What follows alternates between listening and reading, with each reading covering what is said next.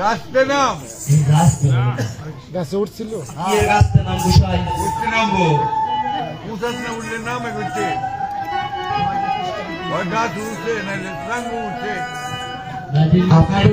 আপনার কি গাছ উঠার বয়স রয়েছে বুঝাই দেখছে নাম কোথায় থেকে নাম লোভ লালসা মান অহংকার এগুলো থেকে আগে নাম নিচে নাম যে নাম আমরা শ্রবণ করতে এসেছি সে নাম হচ্ছে দুই প্রকার একটা হচ্ছে নাম কীর্তন আরেকটা হচ্ছে লীলা কীর্তন একটা হচ্ছে অন্তরঙ্গ আরেকটা হচ্ছে বহিরঙ্গ অন্তরঙ্গ ভক্ত নিয়ে করে প্রভু নাম সংকীর্তন আর বহিরঙ্গ ভক্ত নিয়ে করে প্রভু প্রেম রসাস্বাদন কীর্তন এক জিনিস বাবা আর সংকীর্তন আরেক জিনিস সর্বপ্রথম কীর্তন হয়েছিল কোথায় সর্বপ্রথম কীর্তন হয়েছিল কেতুরি নামক স্থানে দোল পূর্ণিমা রাত্রে আমার নরোত্তম দাস ঠাকুর সর্বপ্রথম কীর্তন দিয়েছিল আর সংকীর্তন হয়েছে কোথায় কোথায় এই যে শিবাসঙ্গনে যে অঙ্গনে বসে কীর্তন শ্রবণ করতেন এই অঙ্গনটার নাম কি শিবাসঙ্গ আর যে আসনে বসে আছে সেই আসনের নাম কি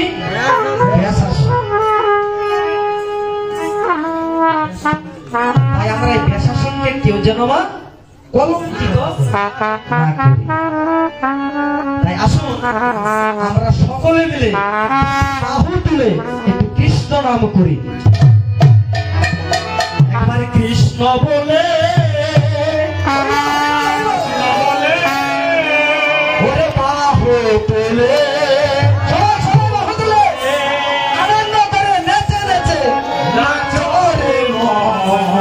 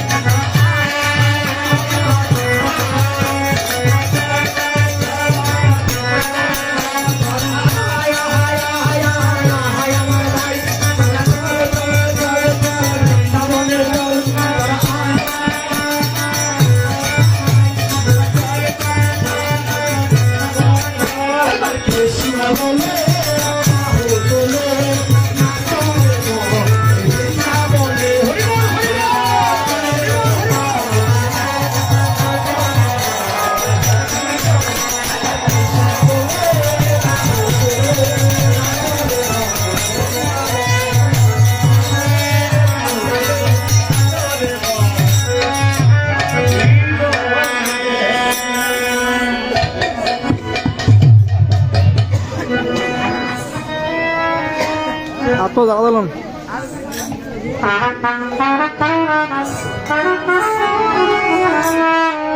আমরা বলির জি বাবা, আমরা যে মালা জপ করি, মালা জপ করার আগে বাবা কতজন নাম করতে হয়? বাপ বেশি হরি বল। ঠিক আছে বাবা, ঠিক আছে। আমরা যে মালা জপ করি সবাই করেন তো নাকি? দেখি কে কে মালা জপ করেন, হাতে টানতে দেখি। বাহ বাহ, অনেক সুন্দর, অনেক সুন্দর। একাদশী এই যে আমরা যে মালা জপ করি কতজনের নাম করতে হয়? 5 জনের নাম। কি কি?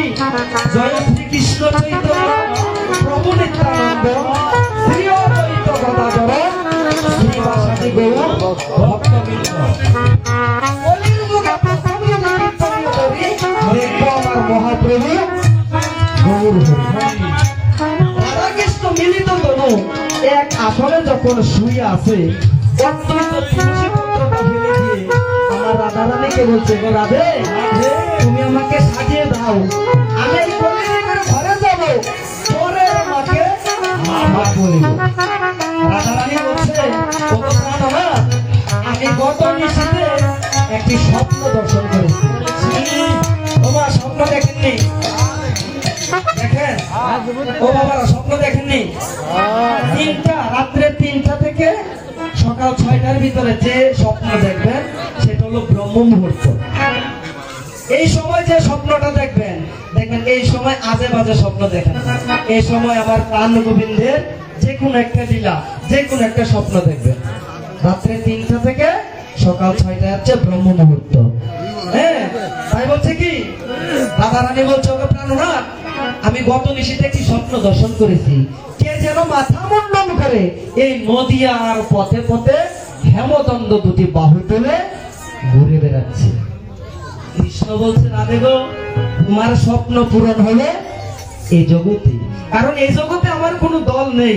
সত্য তেতা দাপরে আমি নানা অস্ত্র ধরেছি, সত্যতে আমি নিঃসিন্ন রূপ ধরেছি, তাই কোনো ভক্ত ভয় আমার কাছে আসেনি। ত্রেতাতে আমি হরধন ধরেছিলাম, তখনও কোনো ভক্ত ভয় আমার কাছে আসেনি।